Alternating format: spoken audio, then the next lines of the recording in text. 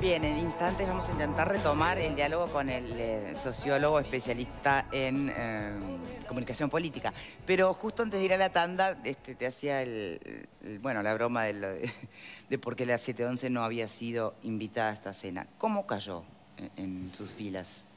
No sé cómo pudo haber caído, pero en todo caso habría que preguntarle al presidente del Frente Amplio cuál habrá sido el criterio. Supongo que de alguna manera son nombres, todos los nombres de los Frente Amplistas me parece que tienen de alguna manera alguna trayectoria que avala que puedan ser manejados como posibles candidatos. Pero la respuesta de quién va y quién no va en esta instancia, que no es además una instancia orgánica y que defina, porque nosotros tenemos instancias orgánicas como Frente Amplio, como fuerza política, que puede en todo caso dar la mirada definitiva, y así debería ser. Y sí, no bueno, es el caso. Va a ser, lógicamente. No es Tampoco caso. Resolvieron qué pasa con la candidatura de Sendica al Senado, ¿no? Quedó pendiente ese tema también. Es que repito, tampoco me parece que sea ni el ámbito, tampoco creo que sea el momento, y no creo que sea una decisión de quienes resuelvan en una reunión informal tomar decisiones de este tipo. Así que el aval pasa por otro lado, y además creo que el Frente Amplio necesita de la concurrencia de todos los Frente Amplistas en sus aciertos y sus errores, con todo el bagaje de experiencia que pueda tener y con sí, obviamente con los votos. Pero el desafío es mucho más grande. El desafío es el de mantener una colectividad que de alguna manera en sus candidatos exprese justamente a esa colectividad que tiene que además consolidar cosas. Pero mira qué difícil, justamente en eso que está planteando José Luis. Porque en definitiva se trata de dos frentes distintos. No es lo mismo lo que puede llegar a pensar los 250.000 votantes del frente de la interna, ¿no?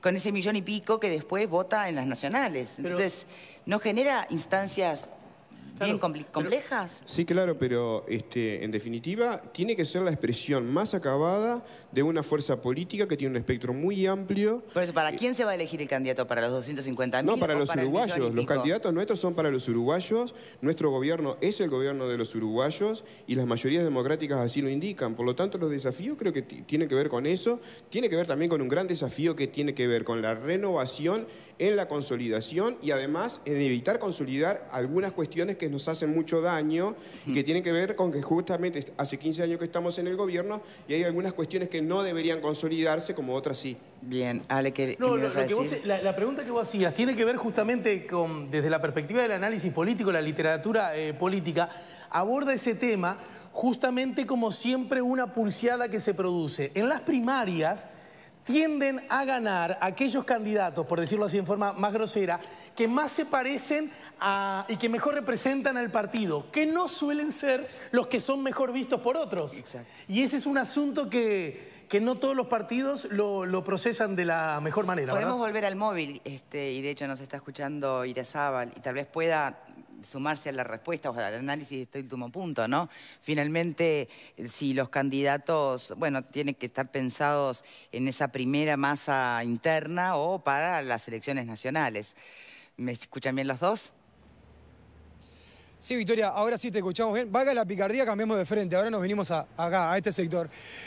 Irazábal, ¿escuchabas la pregunta de Victoria? Sí, bueno, el régimen electoral en Uruguay impone un desafío interesante para los partidos, ¿no? Que es en una primera etapa lograr conquistar el voto interno, el voto capaz que uno supondría más fiel, más movilizado, que es el de la primera las primarias, ¿verdad? Las elecciones primarias. Y en una segunda etapa, intentar ampliar el espectro y hablarle a una porción mucho mayor y mucho más diversa, y a veces no tan afín del electorado. El juego ahí, el secreto está en precisamente definir un candidato que juegue bien en ambos frentes, que sea lo suficientemente atractivo para acarrear un número importante de votos en las internas, que de por sí son importantes. Por eso es importante la competencia interna para muchos partidos, porque de alguna manera marca un empuje o da un envión para encarar la primera vuelta con una cierta dosis de optimismo. Recordemos que en el año 2009, cuando se arma la fórmula Mujica-Astori, hubo dificultades para consolidar la fórmula, en parte producto de un resultado en las primarias que el Frente Amplio no esperaba. El Partido Nacional superó al Frente Amplio en porcentaje o en cantidad de votantes en realidad en sus elecciones internas, y los blancos empezaron con una fuerza inusitada en aquella recordada noche en la sede del directorio del Partido Nacional, en la que Larrañaga, en la misma noche de las internas, acepta acompañar a Lacalle Herrera en la fórmula y en una especie de grito de gol colectivo que hubo en la sede del directorio. El Frente, por su parte, le costó mucho más procesar esa fórmula compuesta por dos individuos en principio bastante antagónicos, que terminaron después siendo presidente y vicepresidente, y de los cuales se vieron sus diferencias notorias a la hora de gobernar. Victoria, te escuchamos. Sí, yo sé que, no sé si quieres hacer una pregunta, Graciano, pero antes me permitís, Graciano, hoy hablábamos sobre la eventualidad de que una mujer integre la fórmula, ¿no? ¿Hay consenso de cuál sería esa mujer en el Frente Amplio? ¿Qué te parece? Yo no tengo realmente, primero no tengo claro realmente si el Frente hizo un acuerdo para que la fórmula fuese paritaria. Hasta donde sé, y en esto puedo estar equivocado, el Frente tiene un acuerdo de paridad en las listas de candidatos. Esto no sé si incluye a la fórmula presidencial. De todas maneras, considerando la importancia que la cuestión de género va a tener en la próxima campaña electoral, resultaría difícil, resultaría hasta incluso una desventaja para el Frente Amplio no incorporar a una mujer en la fórmula presidencial y que sí lo hiciera, por ejemplo, el Partido Nacional. Para lo que representa la agenda de derechos en un partido como el Frente Amplio, parecería que es casi una obligación porque pueden haber incluir terminado a una presos mujer. de sus propias, digamos, postulados, ¿no? Porque sí, está fantástico la paridad siempre y cuando exista una mujer de consenso para ocupar ese lugar. Ahora, si el consenso inicial no aparece, están obligados y forzados a poner a una igual. Y bueno, eso es un tema que habrá que verlo, habrá que ver su impacto en la opinión pública llegado el momento. Bien, bien. Aquí aseguraba que nuestro compañero Alfredo García, que el candidato va a ser Martínez. Además, aventuró que ganaba la elección, pero gran bueno. amigo. ¿Compartís? Yo coincido que Martínez es el candidato opuesto, es el candidato seguro, ¿sí? Yo, sinceramente, con todo el respeto, me permito no creerle al intendente de Montevideo cuando dice que no está pensando en ser candidato. Está trabajando hace mucho tiempo para ser candidato y con bastante éxito. Así que ese es el candidato más que nada cantado dentro del Frente. Pero el Frente va a tener que hacer una apuesta por conquistar un voto tal vez más corrido hacia la izquierda. Va a tener, porque además tiene hoy una oposición por izquierda que viene siendo fortalecida a lo largo que pasan los ciclos electorales. Unidad Popular empezó siendo una expresión mínima, pero hoy ya tiene representación en el Parlamento. Y acá en esta boca mía. Tiene un protagonismo bastante fuerte. Bueno, para Ligia también. Tiene también. Entonces, creo que es un desafío para el Frente el tratar de barrer la mayor parte del espectro ideológico. Y Martínez es un candidato que está posicionado en la centro-izquierda, pero que no es el candidato, ya vimos, del MPP, no es el candidato de los sectores afines al Partido Comunista. Es decir que yo creo que por ese costado va a tener que aparecer un candidato, que veremos después quién pueda ser, que de alguna manera atraiga a ese electorado en la etapa de las elecciones primarias, en las que coincido que va a ser muy difícil derrotar a Daniel Martínez. ¿Y qué deberían hacer Mujica, Tabaré? ¿Qué rol deberían ocupar de aquí en más en esta contienda, no? Bueno, ya quedó muy claro ayer por la reunión, ¿no? Hay un término que se usa en la ciencia política a partir de los trabajos de dos politólogos israelíes, Hassan y Rahat, que tiene que ver con el selectorado. Es un juego de palabras entre select y electorate, ¿no? ¿Quiénes son los que eligen a los candidatos? Porque nosotros pensamos que, bueno, los ciudadanos elegimos los candidatos en las primarias. Bueno, pero elegimos en base a un menú que ya llega definido. Está bastante claro que los seleccionadores de los candidatos o de los precandidatos presidenciales del Frente Amplio estaban ayer reunidos en la Casa de Pocitos. Pareciera que son Mujica, Topolansky, eventualmente Astori, que ayer no fue, pero que podría integrar ese equipo, Mónica Xavier, Gonzalo Reboledo, Javier Miranda, es decir, y Juan Castillo, ¿no? No hay que olvidar, Constanza Moreira, no hay que olvidar el peso y la importancia que tiene Juan Castillo por su representación, digamos, del Partido Comunista, que tiene mucha fuerza a nivel de las bases, que también van a jugar su partido y van a querer tener su propio candidato. Bien, Graciano, ¿querés hacer una pregunta? Sí, yo quería incorporar un elemento para ver también, conocer la reflexión que le merece a Irarrázaval, y es el hecho de que la elección interna del Frente Amplio es una elección, digamos, particular, porque además de ser un partido político el más importante del Uruguay, también es el partido de gobierno. Por lo tanto, seguramente el que va a estar, digamos, en discusión es el propio gobierno. Y seguramente para que en ese pleito, en la contienda electoral, tenga las mejores posibilidades, va a tener que llevar a quien esté más identificado o represente más al gobierno. Porque parece que no tiene mucho sentido que el partido de gobierno presente a alguien que toma distancia del gobierno, que pone reparos al gobierno. Porque lo que siempre sucede es que primero la elección en este caso es un voto de confianza o de renovación al propio gobierno. Y luego, si ese candidato es el que mejor interpreta, bueno, tanto mejor. Ese escollo se superó cuando fue la candidatura de Mujica, porque a pesar de que Mujica representaba, digamos, una línea opuesta a la de Tabaré Vázquez, hubo un sector de la opinión pública que le dio un voto positivo al gobierno. Es decir, sectores de la sociedad que podían tener temores o reparos sobre la gestión del Frente Amplio, los vieron disipados y le renovaron el voto de confianza, más que a Mujica, al Frente Amplio en el gobierno. Bien, Irarrázaval. Sí, Martínez no es que sea una figura asociada al gobierno nacional, pero sí es el representante de tal vez el principal bastión del Frente Amplio a nivel del Uruguay, quitando lo que sería el gobierno nacional. Y de alguna manera han mostrado algunos de los últimos números de las encuestas de opinión un crecimiento de la evaluación positiva a su gestión al frente de la Intendencia de Montevideo. Eso de alguna manera le da una cierta garantía o le da una cierta chapa de ser hombre del gobierno y de tener una gestión positiva por detrás.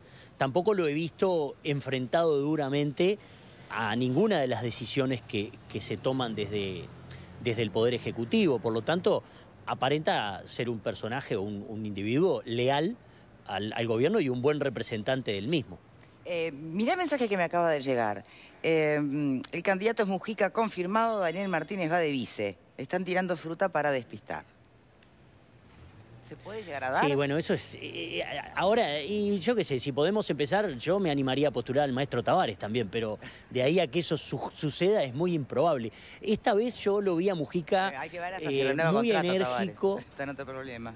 Bueno, pero lo vi a Mujica muy firme en su decisión de no ser candidato e invocando además, es decir, y plantándose frente a la barra. En otras ocasiones él siempre dejaba esa puerta abierta, ¿no? De bueno, yo no quiero, pero si en este caso los compañeros me lo piden, haría el sacrificio. Esta vez él fue bastante terminante, sobre todo a partir de la entrevista que le da a Emiliano Cotero la semana pasada, en marcar claramente esa posición, en decir, yo no voy a ser candidato, no quiero ser candidato y le pido a los compañeros que no insistan y que no me pidan para ser candidato.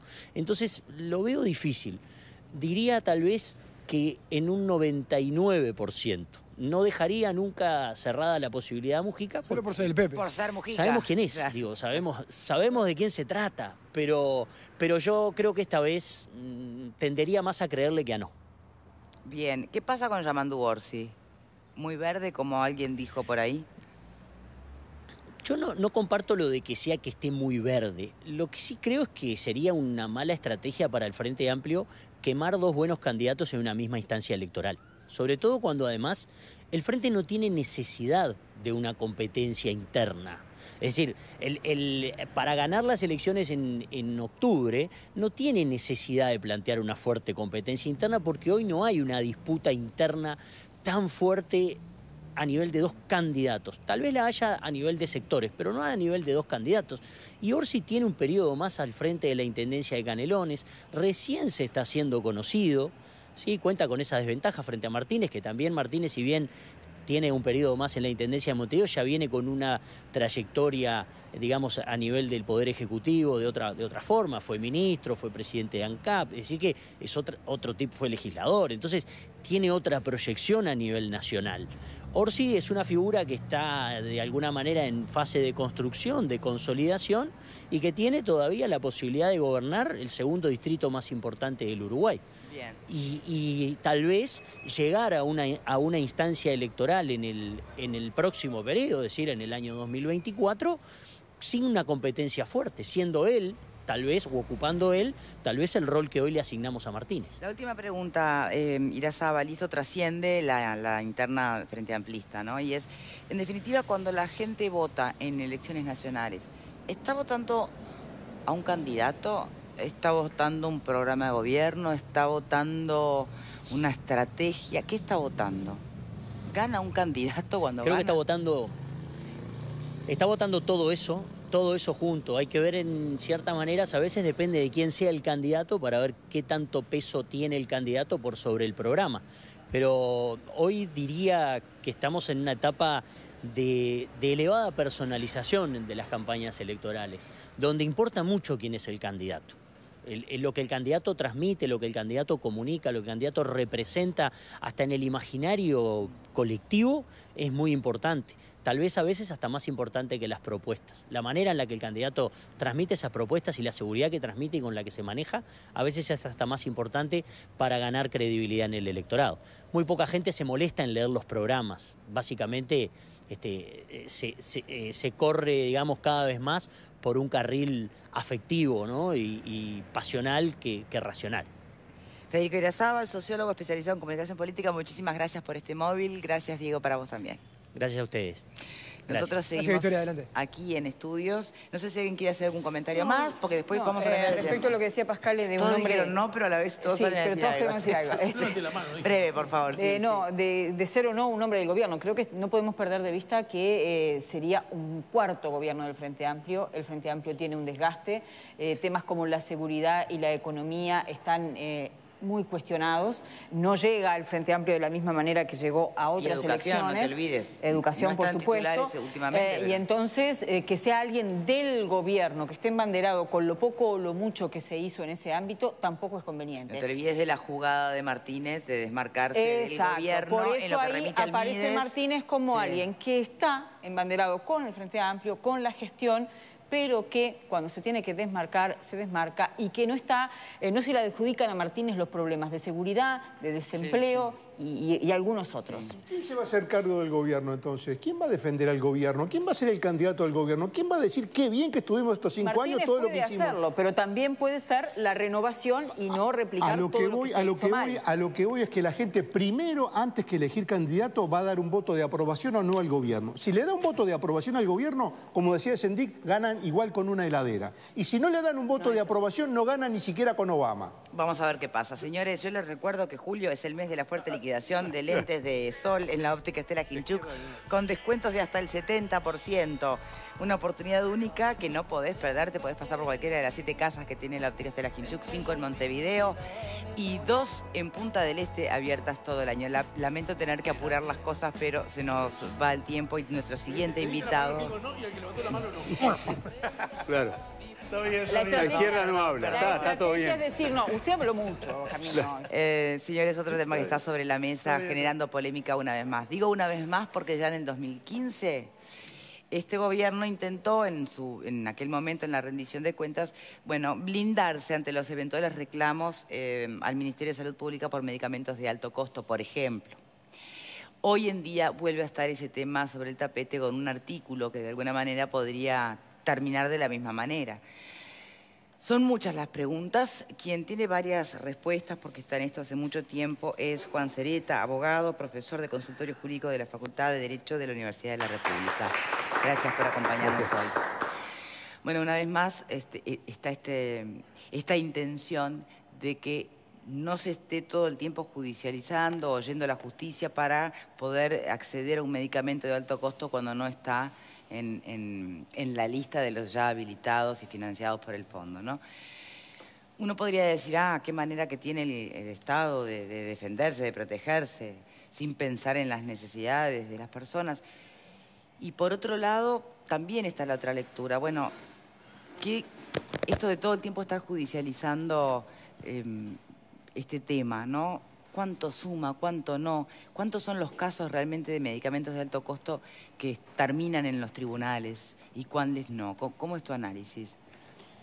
Bueno, en primer lugar, coincidir en que la judicialización no es buena para nada, ni para esto ni para ningún otro problema. Lo ideal es que las cosas se solucionen antes de tener que ir a los tribunales. Los tribunales terminan siendo, para los ciudadanos, una última garantía cuando lo que debió resolver sus problemas no funcionó.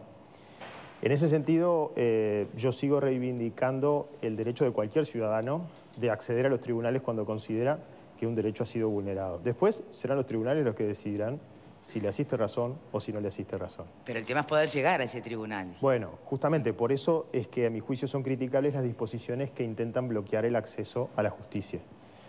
El acceso a la justicia como un derecho humano fundamental. Después, las resoluciones que tome la justicia nos pueden gustar más, menos, podemos estar de acuerdo o no, pero justamente la justicia nos proporciona un ámbito de discusión donde cada uno va a poder hacer valer sus argumentos y el trabajo ahí es convencer al juez o al tribunal, en su caso, de que nos asiste razón y obtener una sentencia favorable. Por eso creo que hay que deslindar un poco el tema de fondo, que es el acceso a prestaciones de salud no cubiertas, de disposiciones que aparentemente intentan bloquear el acceso a los lugares donde se puede discutir esto. En segundo lugar, las acciones de amparo o los juicios que se han tramitado en los últimos años, sobre todo en el 2017, que se ha incrementado muchísimo, y en el 2018 viene igual, ya no refieren solamente a medicamentos denominados de alto costo o de alto precio. ¿Por qué? Porque sí son de alto costo o de alto precio para aquellos ciudadanos que tienen que promover un amparo, porque justamente promueven el amparo porque no pueden solventar el costo de la prestación. Pero medido en términos como internacionalmente se mide para calificar a una prestación de salud como de alto costo o de alto precio, que está vinculado al PBI per cápita, hay muchos juicios que hoy se hacen que no refieren, que no alcanzarían esa categoría de alto costo o alto precio. Hay algunos que sí, pero hay muchos otros que hoy ya se siguen haciendo, sigue siendo necesario promoverlos y ya no ingresarían en aquella categoría. Por lo tanto, hoy nos enfrentamos a amparos, muchos, por prestaciones que no serían de categoría medicamentos o prestaciones de alto costo. ¿Y por qué no se están dando entonces? Y no se están dando porque no están incluidas en los sistemas de cobertura. ¿Y la solución iría por incluirlas? Por supuesto, lo que quiero decir es que ese atraso en la actualización de la cobertura está generando que hoy por hoy el acceso a través de la justicia sea no solamente para medicamentos de los llamados caros, sino también para otros que ya no son caros. Siempre son caros para quien tiene que plantearlo, ¿no? Es decir, fíjense que nosotros en Facultad de Derecho del año del 2017 hicimos 107 juicios de amparo y todas las personas que patrocinamos, porque es el reglamento del consultorio, tenían ingresos mensuales inferiores a 32.000 pesos, que son 30 URs. Para alguien con un ingreso de 32.000 pesos hay muchas cosas que le resultan caras, muchas prestaciones. Entre ellas puedo poner algunos ejemplos que no serían caros en los términos internacionales, pero que sí son caros para el paciente. Por ejemplo, hoy por hoy, cualquier niño que haya nacido sordo y necesite un implante coclear, aunque el Fondo Nacional de Recursos le dé el dispositivo, tiene que hacer un juicio para que le cubran la operación. Y la operación cuesta algo así como 200.000 pesos. En términos internacionales, 200.000 pesos puede no entrar en la categoría de prestaciones caras, pero para una familia con un ingreso de 30.000 pesos, 200.000 pesos es inabarcable. Bueno, pero por eso vuelvo a preguntar, ¿por qué? Yo entiendo que tú separás los tantos, pero ¿por qué en Uruguay no se regula desde la perspectiva y el potencial económico del mercado uruguayo? El criterio internacional, tú mismo me estás diciendo que no aplica a veces. No, lo que quiero decir es que hoy ya no podemos hablar de que estos amparos que se pretenden bloquear o que eventualmente se quieren bloquear son solo para los caros. Son solo para los caros. Claro, son para caros va a terminar abarcando a todos, los demás que no están incluidos. En la medida en que no afrontemos el problema de fondo, que es tener una cobertura universal, como propone el propio Sistema Nacional Integrado de Salud, a cuyos principios yo adhiero, en la medida que no podamos ponernos a tiro de una cobertura universal, seguirán generándose estos espacios de inequidad que son los que motivan las acciones de amparo o los juicios por prestaciones no cubiertas. Ahora, la idea de la prestación universal, ¿no? ¿Es viable para la realidad uruguaya también? Yo creo que sí, pero además sería bueno dar en algún momento un debate ante una propuesta de tutela de los derechos fundamentales, de los derechos humanos, de los derechos básicos, dar un debate sobre si cuando proponemos eso no deberíamos primero decidir qué derechos vamos a tutelar y elaborar un presupuesto en la medida del costo que tienen esos derechos, en lugar de atribuir una suma de dinero para cubrir hasta donde se pueda. Interesantísimo este planteo. Vamos a hacer una pausa y cuando regresemos partimos de allí. Ya venimos.